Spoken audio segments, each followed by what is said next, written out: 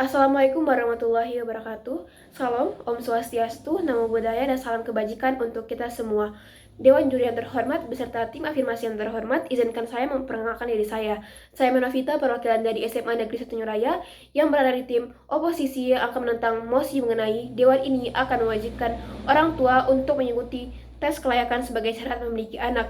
Baiklah, sebelum saya sampai kepada argumen saya mengenai mosi pada hari ini, izinkan saya menjelaskan apa itu tes kelayakan. Tes kelayakan adalah tes yang akan diujikan kepada orang tua yang ingin memiliki anak. Dengan adanya tes kelayakan akan mengukur bagaimana kesiapan orang tua tersebut dalam memiliki anak. Apakah orang tua tersebut sudah mampu untuk memiliki anak ataupun belum mampu untuk memiliki seorang anak. Dengan adanya tes kelayakan ini akan menjadi faktor pendorong ataupun faktor penghambat di mana apakah orang tua tersebut sudah layak memiliki anak, dan menjadi hal yang akan dipikirkan apakah anak tersebut akan lahir kepada orang tua yang mampu menghidupi kehidupannya dengan kebutuhan finansial, pendidikan, ataupun kehidupan yang akan menunjang kehidupannya di masa yang akan datang.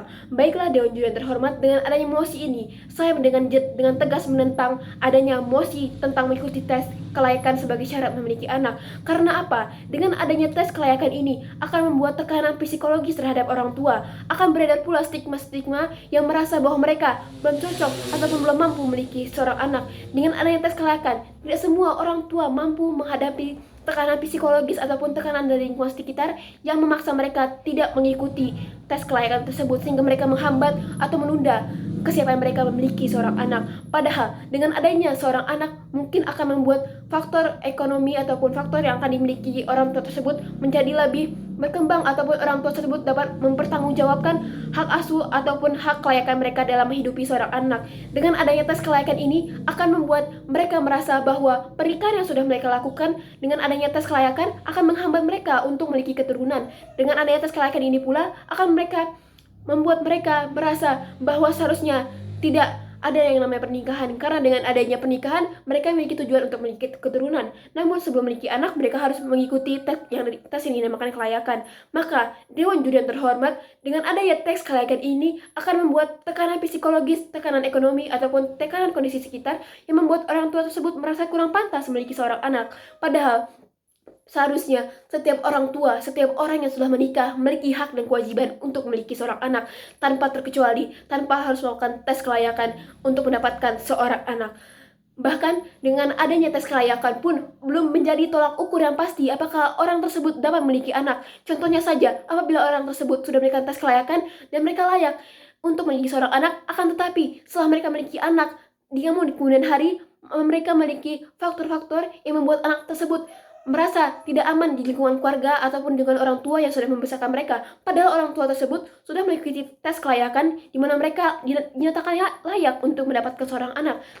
Maka dari itu, tes kelayakan tidak menjadi faktor ataupun tolak ukur seorang orang tua untuk mendapatkan seorang anak. Dengan tes kelayakan pun mereka bukan menjadi perbandingan ataupun menjadi asumsi bahwa mereka pantas atau tidak pantas yang mereka memiliki seorang anak.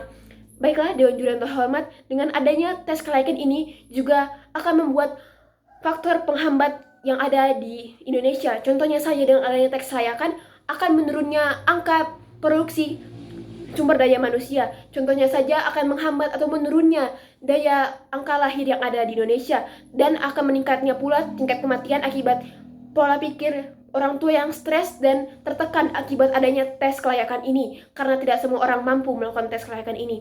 Maka dengan adanya tes ini akan berdampak negatif, akan berdampak buruk, dan tidak memiliki dampak yang mungkin akan signifikan, akan berkepanjangan, akan memiliki dampak yang mendorong kemajuan bangsa dan tanah air kita. Jadi dengan adanya tes kelayakan ini sudah tidak menjadi tolak ukur, tidak menjadi faktor pendorong di mana anak tersebut akan mendapatkan kehidupan yang layak. Tetapi dengan adanya tes kelayakan ini malah akan membuat beberapa pemikiran di mana orang-orang yang akan menikah akan menunda pernikahan mereka dikarenakan adanya tes kelayakan. Dengan adanya tes kelayakan ini pula akan mereka berpikir bahwa seharusnya mereka tidak menikah saja, karena dengan adanya tes kelayakan mereka belum tentu memiliki anak. Dengan adanya tes kelayakan pula mereka mungkin berpikir dengan adanya mereka menikah tetapi mereka belum tentu memiliki seorang anak karena adanya tes kelayakan ini. Jadi Dewan Juri yang terhormat, dengan adanya tes kelayakan ini akan mengganggu sistem pemikiran serta tekanan psikologis yang dimiliki oleh orang tua.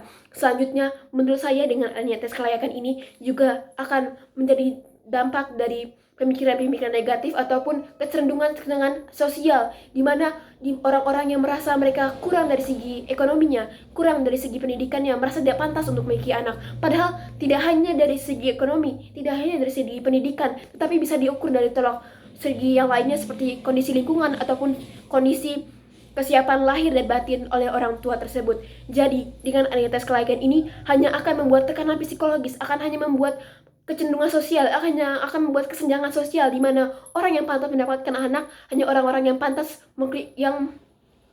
mengikuti tes kelayakan, di mana orang-orang yang pantas memiliki anak adalah orang-orang yang mampu lolos dari tes kelayakan tersebut. Padahal memiliki anak bukan berarti mereka harus mampu melakukan tes kelayakan, tetapi memiliki anak adalah kesiapan lahir dan batin dari orang tua tersebut, di mereka mampu mempertanggungjawabkan anak yang mereka besarkan sampai mereka dewasa, di mana anak tersebut mereka dapat kembangkan, mereka dapat didik agar mereka menjadi anak yang dapat berguna bagi negara kita.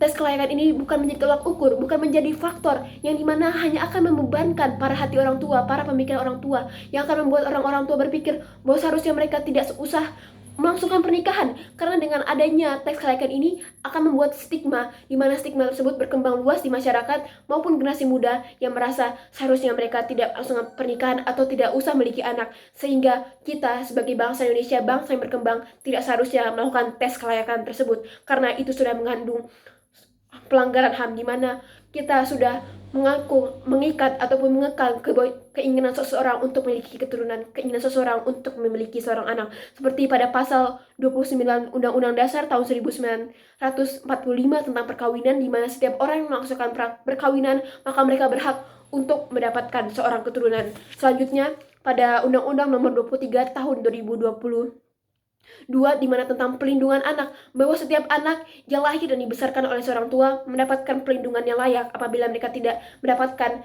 apa yang mereka hak dan kewajiban mereka di dalam keluarga tersebut. Baiklah, sekian jawaban saya mengenai pertentangan akibat yang mostnya kita perdebatkan pada hari ini. Maka saya dengan tegas menolak akan adanya tes kelayakan sebagai syarat untuk memiliki anak. Maka seharusnya kita tidak melakukan tes tersebut, karena setiap orang memiliki kewajiban untuk memiliki seorang anak. Sekian dari saya. Assalamualaikum warahmatullahi wabarakatuh.